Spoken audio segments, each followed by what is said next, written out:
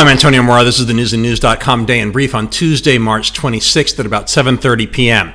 Charges against Empire actor Jussie Smollett were suddenly dismissed today as Cook County prosecutors dropped the 16 felony counts against Smollett, who was accused of staging a racist and homophobic attack because he was unhappy about his salary. Smollett's attorneys insist on his innocence, so did Smollett, and that no deal was made, but he forfeited his $10,000 bond.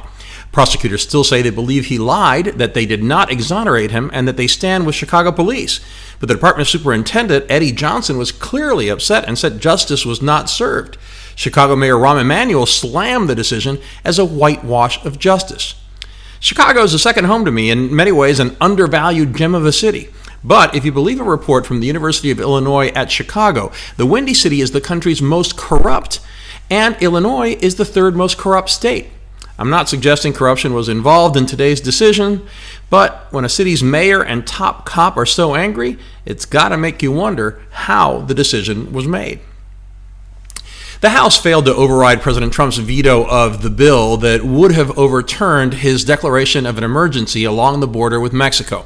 Only 14 Republicans joined Democrats, so the vote fell well short of the two-thirds majority needed for an override. Meanwhile, the Pentagon authorized moving $1 billion to start 57 miles of border wall construction. The House Armed Services Committee chairman denied the transfer of those funds, but his move is largely symbolic. Also, Speaker Pelosi vowed to use the appropriations and defense authorization processes to fight against the declaration. Get ready for the court battles.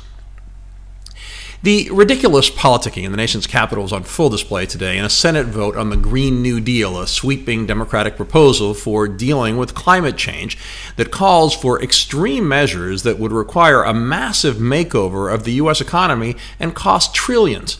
The GOP was playing politics to get the 2020 Democratic presidential candidates on the record about their support for the deal. Democrats yelled foul and called it a stunt, which it was. But if the Green New Deal wasn't ready for prime time, why did Democrats unveil it with such fanfare and without acknowledging that many of its proposals were pie in the sky? 57 senators voted against it, nobody voted in favor, and most Democrats just voted present. We aren't going to see a public version of the Mueller report anytime soon. The Department of Justice says it will take weeks, not months, to release. That, of course, is stopping nobody from turning what we know so far into a political football. Trump described the report as, quote, great, could not have been better. So what he trashed as a witch hunt for the past 2 years has suddenly become a weapon to seek revenge against opponents who repeatedly accused him of collusion with Russia. Republicans are demanding the resignation of Adam Schiff, the head of the House Intelligence Committee, and apologies from those who accuse Trump of treason. They are also calling for investigations into the DOJ, FBI, and the origins of the Russia probe. Democrats, though, are also on the offensive. They're calling for more investigations, even though Speaker Pelosi is reportedly saying that it's time to focus on their legislative agenda. Schiff is doubling down, insisting, quote, evidence of collusion is in plain sight, despite Mueller saying the opposite.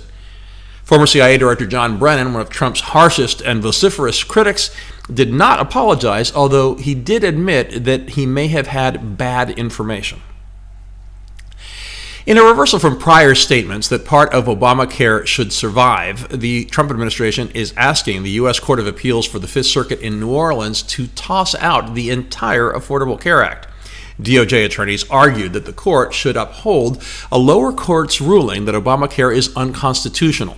A lot is at stake because millions could lose access to health care.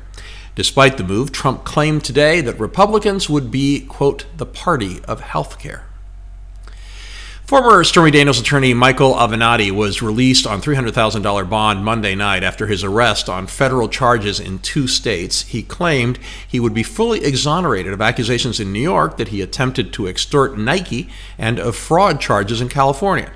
Avenatti also suggested that federal prosecutors in Los Angeles are politically motivated and close to the Trump administration. Celebrity lawyer Mark Garagos, a CNN contributor, is an alleged co-conspirator in the Nike case. He was fired yesterday by CNN. After a day of relative calm in the Gaza border region, the Israeli Air Force has resumed strikes in Gaza after a rocket was fired from there into an industrial park in southern Israel. That rocket was reportedly intercepted by the Iron Dome missile defense system. The renewed cross-border exchanges follow fighting on Monday that was triggered by a rocket fired from Gaza that destroyed a house in central Israel, wounding 7 people, including 2 infants. Many Muslim countries are objecting to Trump's official presidential proclamation that recognized Israel's sovereignty over the Golan Heights. Trump said it was essential for Israeli security because Syria, Iran, and terrorist groups make the Golan Heights a potential launching ground for attacks against Israel. The area was used to bombard Israel until Israeli forces seized it during the Six-Day War in 1967. Trump's move has been broadly condemned by the international community, including Arab allies of the U.S. The Education Department is investigating whether 8 of the top universities in the United States violated federal laws in connection with the massive college cheating scheme. Most of the schools have said they will cooperate. Yale, one of the universities embroiled in the scandal, has expelled a student whose parents allegedly paid a $1.2 million bribe to get her in. New York State's Rockland County has declared a state of emergency over a measles outbreak that has sickened 153 people there just this year. If you don't think the anti-vaccination movement is creating a real problem, you should look at the historical statistics. In 2012, the whole country had only 55 cases of measles over the full year. Rockland County alone is close to tripling that number in just 3 months this year. We have all those stories and much more updated around the clock 7 days a week at newsandnews.com, where you will find all you need to know in one place. Please subscribe to our YouTube channel by clicking on the right of your screen just below this video. Please follow us on Facebook at Real News and News, and follow me on Twitter at AMoraTV.